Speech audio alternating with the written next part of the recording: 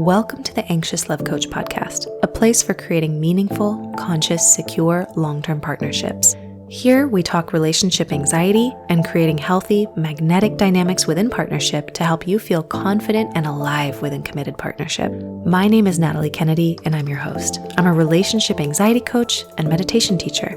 I've worked with hundreds of clients battling anxiety, and after experiencing extraordinary shifts in my own healing relative to partnership, now combine my lived personal experience and professional training to help others trust themselves within relationship and in their lives.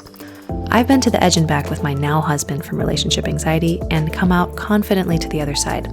I want to pass the tools I've learned along to you to help you trust yourself in relationships and also create magnetic, hot dynamics with your partner. I believe lots of mainstream relationship advice today can make us anxious and dissatisfied. So let's jump in and normalize challenges that modern relationships and real people go through while also giving you tools to trust yourself, drop the shame, and alchemize your messy, twisted relational truths into profound inner wisdom and aliveness. If you haven't yet, be sure to join my communities over on Instagram, TikTok, and YouTube at Anxious Love Coach. You can also request a 30-minute relationship anxiety assessment with me depending on availability, or ask me a question over on my website at www.anxiouslovecoach.com. I've also got a wonderful relationship anxiety meditation available to you as thanks for subscribing to my email list. Thanks for being here and enjoy this episode. Hello, welcome back to the podcast. Thanks again for being here.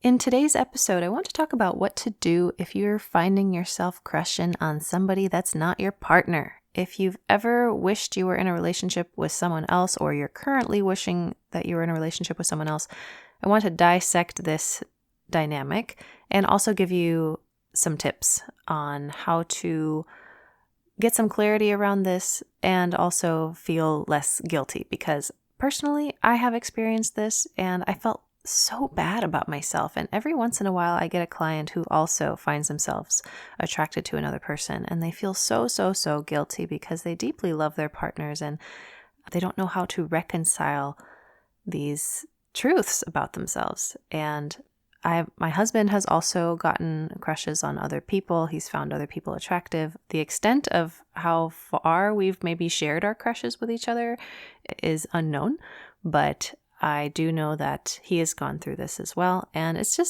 uncomfortably normalizing. It's one of those things that a lot of people might say shouldn't be normalized. And yet, as Esther Perel might say, infidelity is one of the most universally hated and practiced things. Now, this is not an infidelity episode, but I think it's just a mathematical probability that if you're going to be with someone for a really long time, years and years and years, it's a matter of time where someone crushes on somebody that's not their immediate monogamous partner. So if this is you, I just want to remind you that you're so normal. Remember, you're in a relationship. You're not dead, okay? And your partner has very likely at some point felt the same way. Whether they shared it with you or not, we don't know. But a lot of clients that come to me saying, I love my partner so much, and I'm also finding myself engrossed in a crush and I don't know what to do. Should I tell my partner? Should I not tell my partner? It's a really confusing dynamic. So I want to help you out. I want to give you some tips on what to do. And I'm going to start with them right away. So number one, what you want to do is, first of all, allow the fantasy. So a lot of what is causing you to have this dopamine rush is not the person themselves. So let's throw some cold truth water on your face. You're not fantasizing about the person. You're fantasizing, period. Your mind has created a story about who it thinks this person is. And maybe your relationship's a bit lackluster lately, maybe it's not, but either way, there's always going to be a side of you that wants more and more and more. It's very unlikely, unless you die and go to God, that all of your needs are going to be met at once. So there's always going to be a void inside because you're human. And as long as a void exists in you, there's going to be an illusion somewhere outside of you that something can fill it. And when we meet someone that seemingly has some qualities that we think we're missing, it makes us very vulnerable to quickly assuming that they are going to be the answer to all of that. So congratulations, you have fallen victim to a fantasy. And that's not bad. And I actually want to encourage you to acknowledge that it's a fantasy and allow it. So there's huge space between interacting with and enjoying the inner experience. And by inner experience, I mean sensations in your body and dopamine and adrenaline and the emotions of lust. There's a vast difference between witnessing and allowing the inner sensations and experiences and acting in a way that's out of alignment for your relationship. One of the things that's been so profoundly healing for me is to realize that my sexuality is for me alone. Yes, I do things with my partner. Yes, we are monogamous. However, what goes on inside of my mind is for me. He doesn't need to know what goes on. He's not even entitled to know. What happens in my mind is private, and I actually take a great pleasure in that. There's a great degree of pleasure in separation. Now, depending on how much I disclose to my partner, that can be a very intimate experience, and it's a privilege to be let into my sexuality and for me to be let into his. And that bridge is what allows us to desire each other. So part of, the mystery of a relationship is figuring out how much and how little to share. Sharing creates more closeness and intimacy, but it can also create fear and rupture depending on if you don't like what they say. And simultaneously withholding and kind of keeping some things to yourself, it does wonders for eros and mystery. So you get to always decide how much or how little to share. It's a dance. It's not a clear-cut science. So allow the fantasy, allow yourself to enjoy the experience of the fantasy in your mind. Let it turn you on, let it change you, let it add a little pep to your step. Allow yourself to have a crush and let it stop there. Number 2, one of the things that we are addicted to is actually not the other person, but who we suddenly perceive ourselves as in the fantasy with them.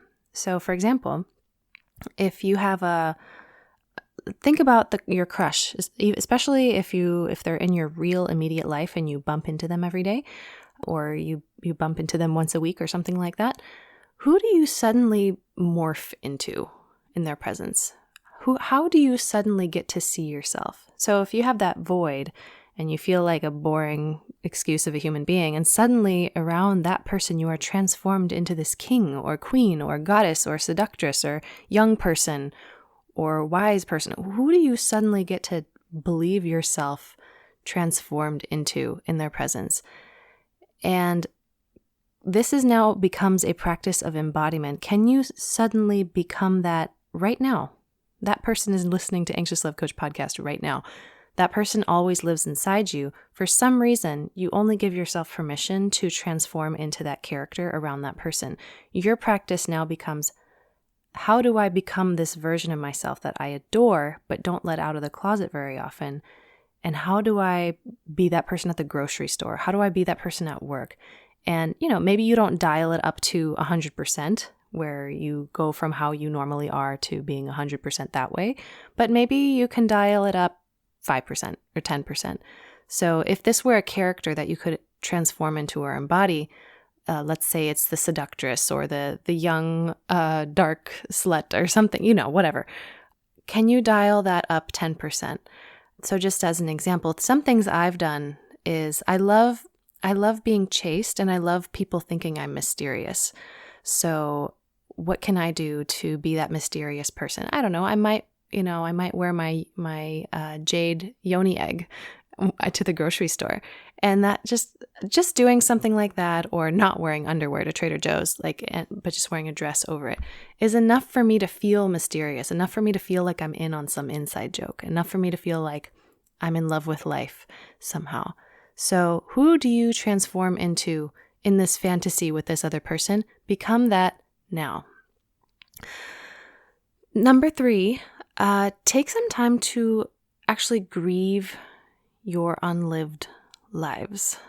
So it's important to remember that if you were to suddenly dump your partner and go be with this person, let's actually think about that. Let's go there. Let's allow that life path possibility in your mind.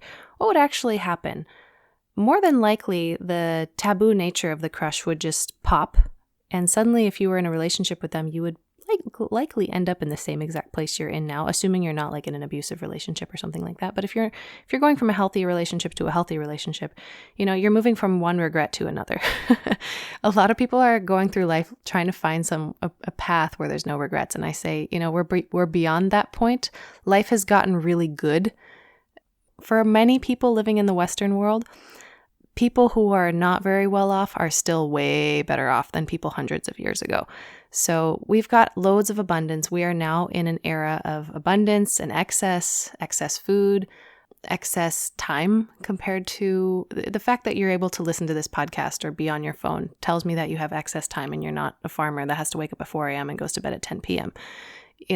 So we actually have more time now than ever. We just kind of use it mindlessly. But life is easier now. We can fly anywhere. We can travel anywhere. Objectively speaking, compared to many years past, life is easier. So I forgot where I was going with this. But nowadays, your life is going to be pretty good no matter what you decide. But that doesn't mean that there won't be regrets. So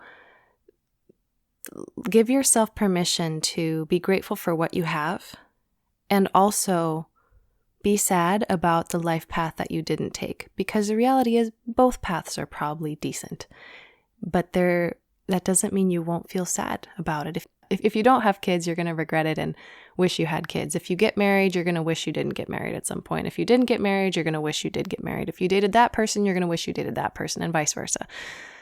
Embedded in every decision is going to be a sadness around many, many, many other choices that you didn't make. So give yourself permission to be sad about that.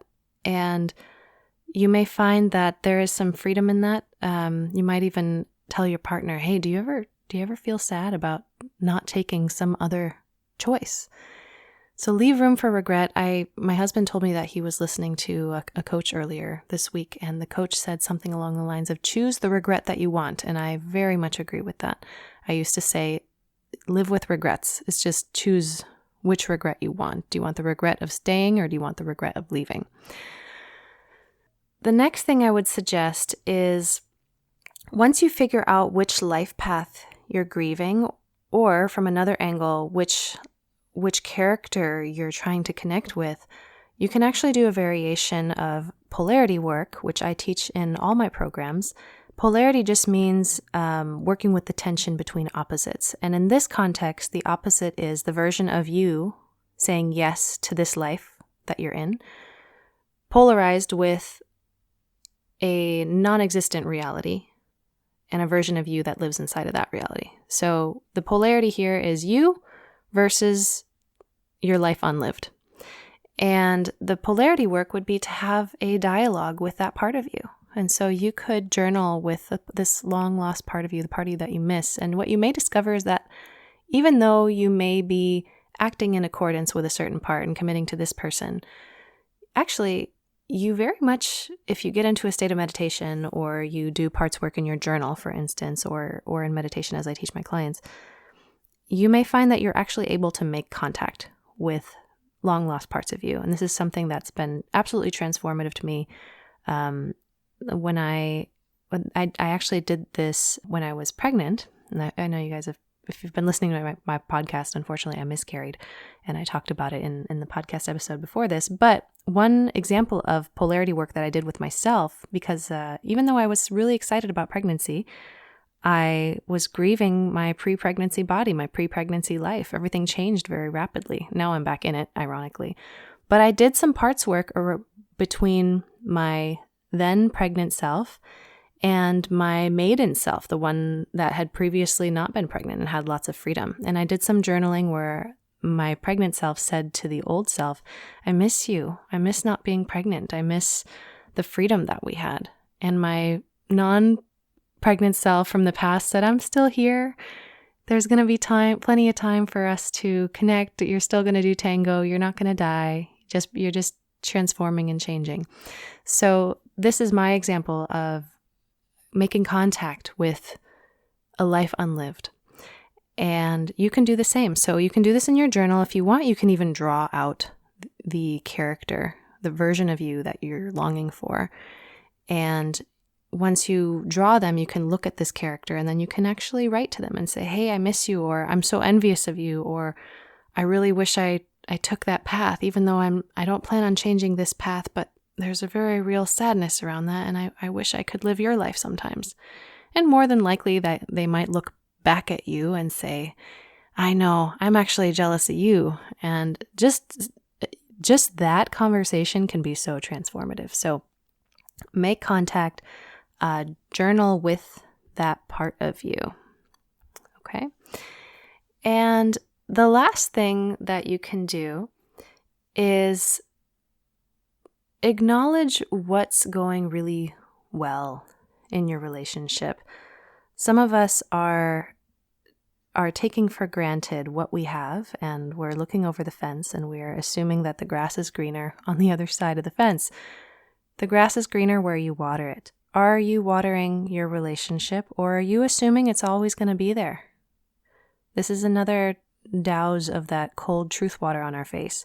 Your partner, if you were to lose them, you might go chasing after them. You might be very sad without them. And sometimes it's very important to remember that.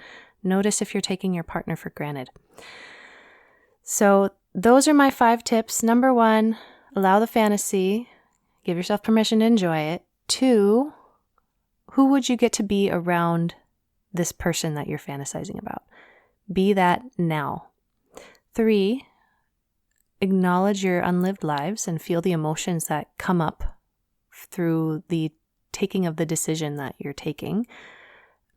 And you might even decide to, by the way, feel the emotions that were to come up if you were to, say, pursue this unlived life. Let's say you broke up with your partner and chased after that other person that you're crushing over. How would you feel in that situation? Again, it's theoretical, hypothetical. There's no way to know for sure that you will feel this way that you're imagining. But maybe you give yourself permission to feel those emotions now. So give yourself permission to feel whatever you feel. There's no judgment whatsoever. And then the last 2 is kind of an extension to number 3. Journal with the part of you that you're longing for. Find the part of you that's missing in your life. Maybe it's your single self, or the part of you that dates a certain type of person, whatever. And journal with that part. Do a little dialogue with them. And then the last thing is water your grass. Check in and see what's going really well in your relationship. And if you haven't been intentionally pouring energy into your relationship, do so. A lot of us stop because we're thinking, oh, it doesn't feel authentic. It feels more authentic to crush on that person because that's what my dopamine wants me to do. No, that's infatuation. Infatuation's always going to be way more intense, way stronger. There's a lot more chemicals floating through your body. That's always going to be a stronger impulse than the impulse to water the plants you already have. So it will not feel super authentic. You know, if you put ice cream in front of you and you have oatmeal in front of you, I'm not saying your relationship's oatmeal, but it's just a simple analogy. Your dopamine receptors are going to say, go for the ice cream. And if you're thinking, oh, that's authenticity, I say, no, it's not. There's a lot of wisdom to choosing the short-term discomfort that will nurture you in the long run. So it just depends on what you want. Do you want to go for short-term highs and pleasures, or do you want to go for long-term peace and sustainability? No right or wrong. Just depends on what's most important to you. And that's it. I wanted to keep this short. I'm attempting shorter podcasts. Just a couple of updates. Our next Patreon call is going to be on Sunday, January 21st at 11 a.m. Pacific time. We are a bit over 150 patrons, which is exciting. Our next milestone is going to be 250. When we hit 250 patrons, we are going to be bumping up to 2 calls a month, which is really exciting. So we'll have one call that's some kind of body practice, whether I guide you or I have you partner up with other people in the Zoom call, which is really cool. It's a great way to make friends and also practice the exercises that I literally teach in my programs that are hundreds to thousands of dollars you can be getting for $9 a month. If $9 a month, you get the the live call monthly. So you could make friends, you could be learning exercises that could literally change your life. They changed mine for sure. Parts work is one of them. I just mentioned it today. I mentioned a little version of a polarity practice where you dialogue with another part of you. That is what polarity practice is. There's many variations of it. And yeah, so that's one way. Otherwise, sometimes I will guide you through a body practice. Also, keep in mind that on Patreon every week, sometimes twice, I post terrible relationship advice that you guys send me on Instagram. You guys make my job very easy. Thank you very much. Stuff that is triggering, even though triggering does not necessarily always mean wrong or bad. And to the extent that you try to prove it wrong, you reinforce the pattern that you need to fight with these people. But people seem to enjoy them. So I post my terrible relationship advice on Patreon. If that's something you enjoy, check it out. And keep in mind also that my next cohort of Both Feet In is going to also be starting in January, on January 19th. This one is going to be called Both Feet In Abridged, which means it's the same program that I had before. That's currently a self-study course on my website, but I'm going to be making it again and shorter. So it's the same principles, but it's a separate program. And we're going to be covering primarily two practices, consciousness exercise and polarity work. And my goal is for you to be a master of these two exercises and then to take them into your life and into your relationship. For me, these two practices encompass everything I do. I see everything I do in terms of consciousness exercise and polarity work. It's the study of the universe in a way, and it just gets channeled into your relationship. So we study things like masculine, feminine polarity. We study polarity in general and the tension of opposites, whether that's the tension of opposites between you and another part of you, such as a part of you that loves your partner and the part of you that doesn't love them at all. What do you do with those? And believe it or not, these two parts are uniquely gifted. And if you can integrate them and somehow allow them to exist side by side, you can have a deeply fulfilling relationship that has both love and erotic intelligence. So that's a big part. Being able to learn how to relate to yourself and relate to others, they are the same practice. And because we are all one, you study one, you end up studying the other. So it's it doesn't matter whether you are in partnership or not. Fundamentally, Both Feet In is a studying of yourself while also studying the mirror that is the people around you. So your partner doesn't need to know that you join this program. In fact, I always recommend my clients to do my programs in secret, unless, of course, it's, you're financially strapped and you're spending your partner's money, something like that. Be transparent. You don't need to lie about it. But if you have the wherewithal, if you have the ability to do this for yourself without your partner knowing, I just find it to be such a sexy dynamic where you take care of yourself and your partner just gradually is like, what have you been up to? Your energy is so different lately.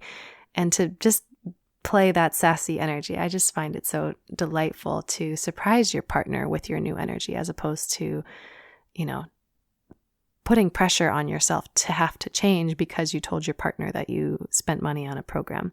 So we're going to be learning a lot of really wonderful tools, and I'm really excited about it. We're going to be meeting 3 times a month, twice to do meditation and body practices. And we're going to go really, really deep into them because you're going to be having course material being delivered at the same time as the program. So if you buy the course right now, there's nothing on Teachable aside from a welcome. That's going to start filling out at the beginning of January, maybe even sooner. And you'll do that on your own time alongside the 3 monthly calls. And those are highly recommended that you attend. But I'm also going to be requiring you to meet with an accountability partner once a week for 30 to 40 minutes. And that's just to practice all the exercises in the course. The work of overcoming relationship anxiety is not easy, but it is incredibly simple. And it requires a lot of discipline and ownership of your experience and self-responsibility.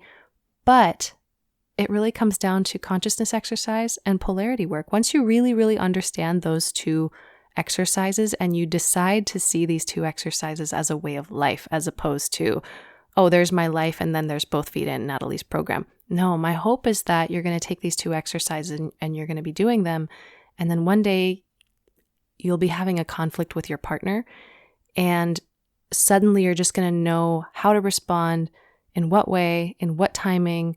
You're going to have so much more control over how you show up in partnership because you're going to see your relationship as a combination of those 2 practices. You're going to stop seeing your partner as your savior, and you're going to see everything coming down to the inner world and the outer world, and your partner's just part of the outer world. Your partner's just part of this giant mirror that's your external. So this is what's helped me a lot in my life. There's only inner and outer. There's nothing else. And once you see it that way, it was never about your relationship, was it? So that's my goal, is to help you see that. These 2 exercises fundamentally changed how I relate to both myself, to my partner, to my business, to my body, to the world, and to anything that is not me, although arguably everything is me because we're all one. And that's the whole joke. That will be the end of the program. But if you're interested in that, it's a really beautiful, fun approach. I hope it clicks for you if you enroll. But we're going to be starting January 19th. I just opened up our Facebook group for Both Feet In. So, and right now I'm taking a poll on times, like what times a day you want to meet. So if you want to be one of those people that votes on times, we're going to be meeting 3 times a month on either Fridays or Saturdays. So if you want to vote on the times a day, get in there now. Otherwise, I don't know. It's not urgent if you miss the calls, but I think it would be really good for you to come. Yeah, okay. That's it for me. If you have any questions for me, bring them to a Patreon call, submit a Wizio. I'll make you a video, custom video response. And that's it. Short episode today. Thanks for tuning in. I hope you found it helpful. And I'll catch you and see you in the next episode. Take care. Thanks so much for listening to The Anxious Love Coach today. If you loved this episode, please hit that subscribe button, leave a review, and follow me on Instagram, TikTok, and YouTube. And maybe share it with someone that you believe might benefit from these perspectives. Please also subscribe to my email list at www.anxiouslovecoach.com, as I'm trying to reduce my reliance on social media. In exchange, you will receive my free relationship anxiety meditation and more supportive tools sent your way. If you would like to work with me, head on over to my website at, again, anxiouslovecoach.com to explore different tiers of coaching options and online programs. Thanks again for listening, and catch you in the next episode. Have a blessed day.